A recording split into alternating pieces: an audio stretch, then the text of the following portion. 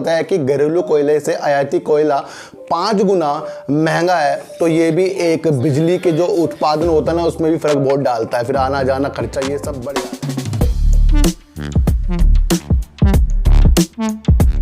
और आज बात करेंगे सर पावर सेक्टर की। रिलायंस पावर हो गया आपका, जेपी पावर, और इसके बारे में बात करेंगे सर गेल जो अपनी सोलर ऊर्जा में अच्छे समाधान देख रहा है अपने काम के लिए। वो मध्य प्रदेश में 10 मेगावाट की एक सोलर परियोजना की बिड बुला रहा है। ये एक ऐसी दिशा हमें दिखा रहा है कि कहीं ना कहीं अब आने वाले ज़माने में कोई भी कंपनी अपने काम के प्रति सोलर पर डिपेंड या विंड टर्बाइन पर अपने काम को आगे बढ़ाने के लिए आगे तत्पर तैयार हुई। तो गेल ने सर 10 मेगावाट सोलर परियोजना के लिए बिड बुलाने की एक प्रक्रिया शुरू कर दी। और आने वाले दिनों में ये किस कंपनी को बिड मिलेगी ये भी हमें देखने का एक नज़रिया मिल जाएगा कि ये अडानी जी या फिर टाटा या फिर कोई और कंपनी जो भी होगा इस तरीके बिड पे जरूर भाग लेते हैं। तो गेल ने एक अच्छा काम सोलर के क्षेत्र में हमें दिखा दिया और मजबूर कर दिया कि आने वाला दिन जो भी है सोलर पे आधारित होने वाला है।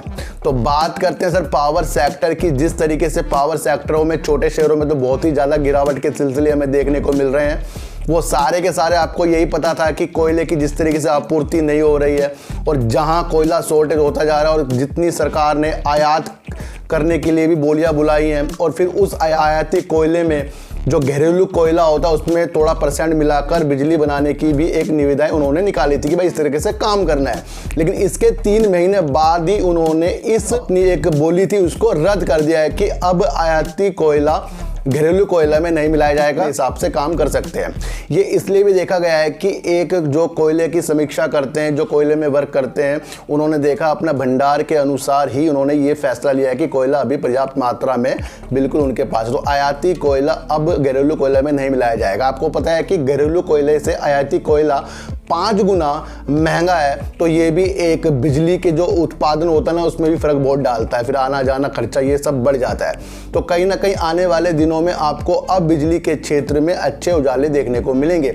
लेकिन छोटे शेयर जो होते हैं सर, इसमें कम पैसा लगाकर हमें छोड़ना चाहिए। जेपी पावर हो गया और रिलायंस आने वाले दिनों में अच्छा शेयर आपको निकल कर दिखाएगा। और जेपी पावर भी अच्छा शेयर है, लेकिन जिस तरीके से अब बड़े बड़े शेयरों ने कब्जा कर लिया है, टाटा पावर, अडानी पावर, जो सारी जो निविदाएं निकालता है कोई उसके अंदर भी अपनी बिड बुला लेता है। तो ये छोटे शेयरों को ज़्यादा अपनी मेहनत करनी पड़ेगी, तब जाकर ये ऊपर की तरफ निकल पड़ेंगे। लेकिन अभी संभावना इस साल तो नहीं नज़र आ रही है।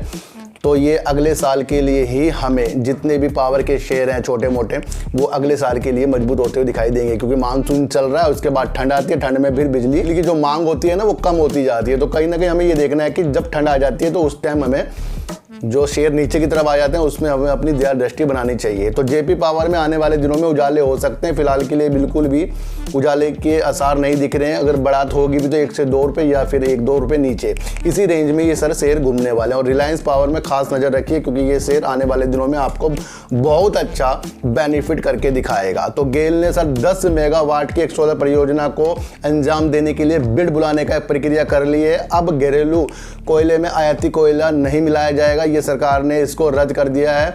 और आपको अब ये देखना है कि छोटे जो शेयर हैं उसके अंदर कम पैसा लगाकर पावर के शेयरों में अगले साल के आपको अपना प्रॉफिट के अनुसार देखना चाहिए।